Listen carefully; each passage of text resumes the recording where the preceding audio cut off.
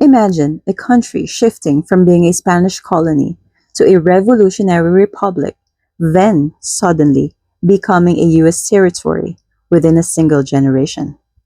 Now, imagine that same country being trained for self government while still under foreign control, slowly building the institutions that would define its modern democracy.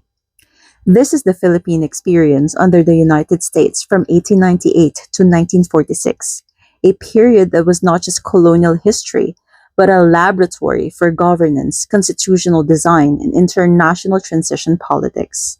For future diplomats, this is critical because this period explains how the Philippines learned to operate inside a global system dominated by Western powers, and how that legacy still shapes foreign relations today.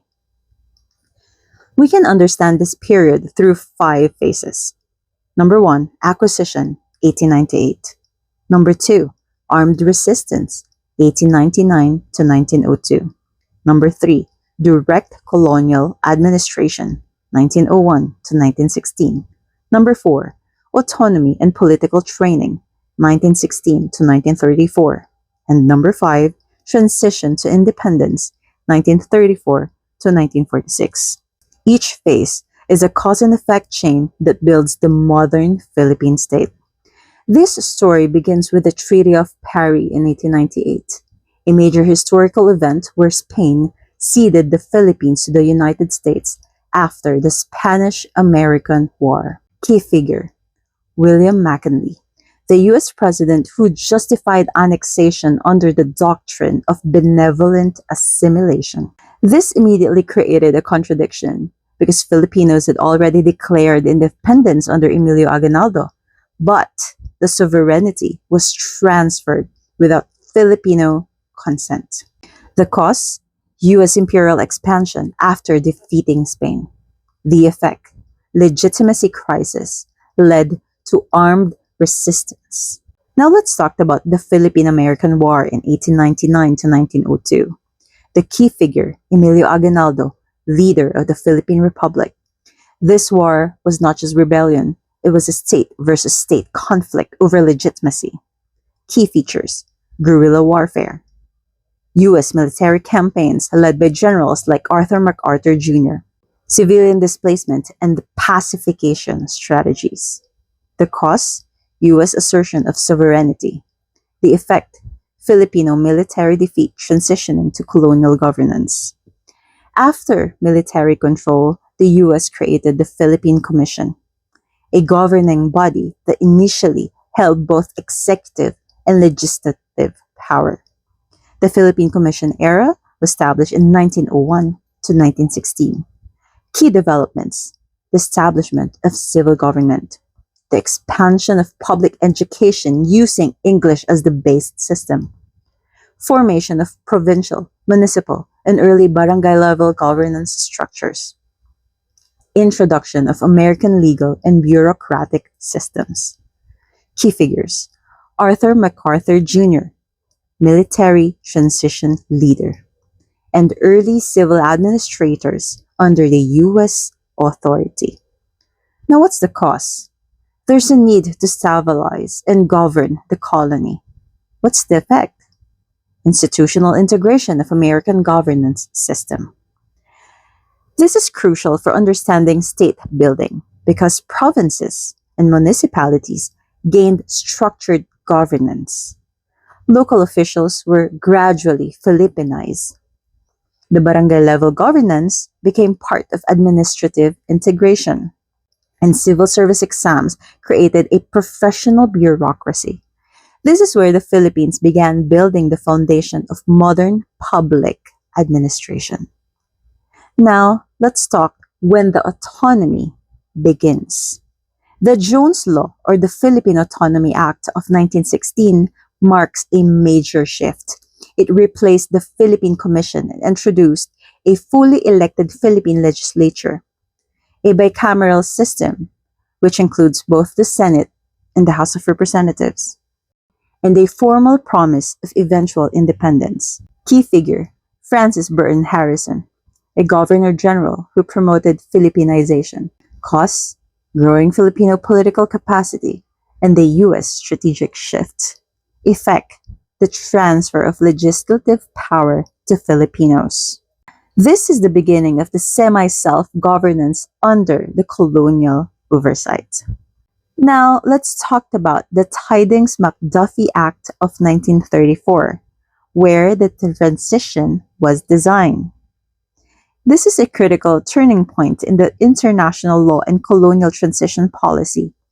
The Tidings-McDuffie Act in 1934, able to establish a 10-year Commonwealth transition. It required a drafting of a constitution, and it set the independence target for 1946. The cause: U.S. policy shift toward decolonization and global pressure. The effect: the creation of structured independence roadmap. This is one of the earliest examples of planned decolonization in modern history. Now let's talk about the 1935 Constitution and Commonwealth, as it established the presidential system, the bicameral legislature, the Bill of Rights, and strong executive leadership. Key figure: Manuel L. Quezon, the first president of the Commonwealth. The Commonwealth was not full independence, it was a hybrid sovereignty system. Filipinos controlled internal governance, and US controlled defense and foreign policy. What's the cause of this? Tidings-McDuffie became a transition framework. The effect: it became a training ground for sovereign statehood. Now, let's talk about the interruption. World War II, 1942 to 1945. Japanese occupation disrupted the transition. Commonwealth government went into exile. US and Filipino forces resisted the occupation. This created a second legitimacy layer because the Commonwealth government was abroad and Japanese-sponsored Philippine Republic was inside the country. Now let's move past that and talk about the July 4, 1946 Philippine independence, when the United States formally recognizes the Philippines as an independent state. Cause: the completion of the Commonwealth transition. The effect: the birth of the modern Republic of the Philippines. Now let's talk about the overall cause and effect master chain. Spanish cession led to US colonization. The colonization led to war resistance. War centralized the colonial governance. Governance became a political training. Training led to legislative autonomy. And autonomy developed a constitutional government, and this constitutional government evolved the Philippines into having its own independence. Now, why this matters for foreign affairs today? This history explains three key realities. Number one, institutional DNA of the Philippines. Legal system, education, and bureaucracy are deeply US influenced. English remains a diplomatic advantage globally. Number two, alliance structure with the United States. The Philippines-US alliance, for example, the defense treaties, EDCA agreements, has historical roots in Commonwealth defense dependency and post-1946 strategic alignment. Number three, hybrid sovereignty experience. The Philippines experienced colonial rule, semi-autonomy, transition governance, and then full independence. This makes it a case study in graduated sovereignty, relevant to UN state-building frameworks, post-conflict governance, and international development policy. For the final diplomatic insight, the American period in the Philippines is not just colonial history.